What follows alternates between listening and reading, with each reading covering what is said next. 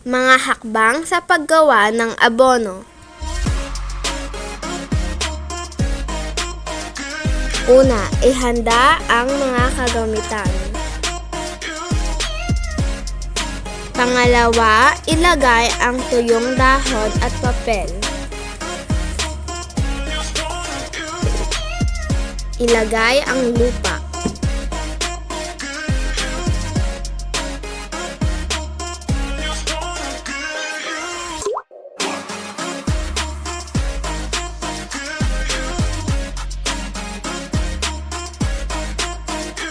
Sunod na ilagay ang mga pinagbalatan ng gulay at prutas. Ilagay ang lupa.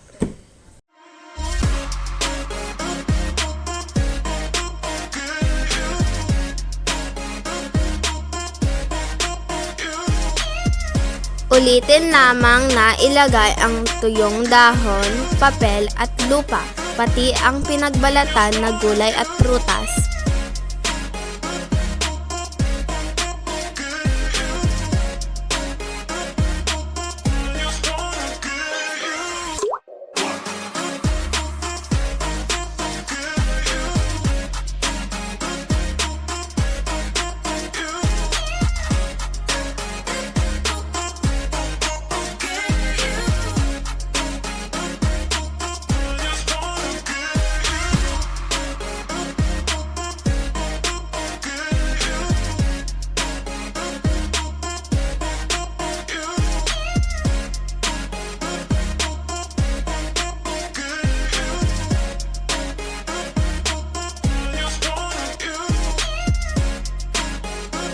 Diligan ng tubig ang lagayan.